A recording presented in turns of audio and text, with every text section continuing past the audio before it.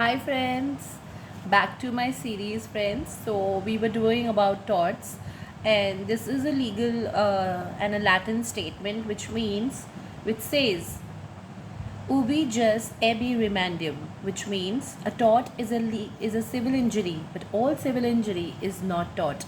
So it further means, friends, wrongful act must come under the category of wrong. It says, for which the remedy is civil action for damages. The essential remedy for a tort in action for damages is, but there are other remedies. Specific restitution of chattel may be claimed in an action for detention of a chattel.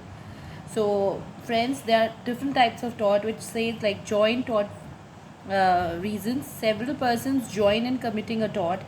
So there are that kind of a tort where many persons join in together. So friends, for instance, definition of tort has also been defined by Salmon, Winfield, Fraser, and which includes that we should have a right to person, right to property, and right to reputation, friends. So the essential of tort is like common elements necessary to constitute a tort is wrongful act, which act of defendant becomes wrongful only when the violation of legal right of another person is there. So what is a legal right? That right avoidable against the world at large. There are two kinds of right: private right and public rights. And friends, liability of joint tort means liability under agency, vicarious liability, or joint or common action, or a partnership.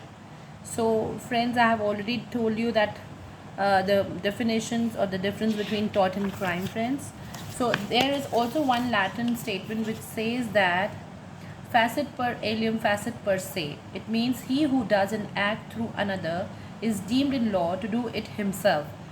So the respondent supervisor example, where the wrong is a natural consequence of authorized act, where the wrong is due to servant's negligence, where the wrong may be due to mistake execution of a wrongful authority, wrong may be willful wrong, wrong may be due to servant's fraudulent act, wrong may be due to servant's criminal act.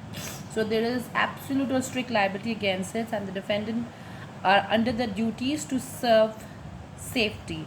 In such cases, even if there is no negligence or wrongful intention on the part of the defendant, yet he is liable for direct consequences of his act.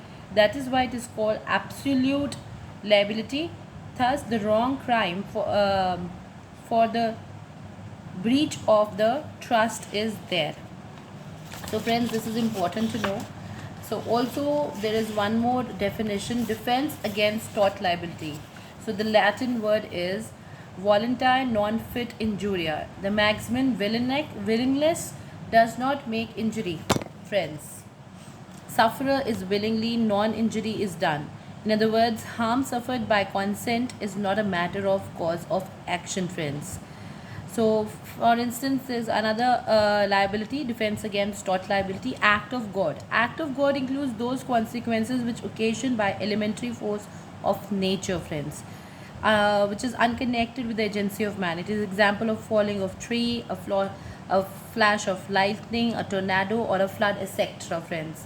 Act of God is related only with natural operations. It has no concern with human activities, friends.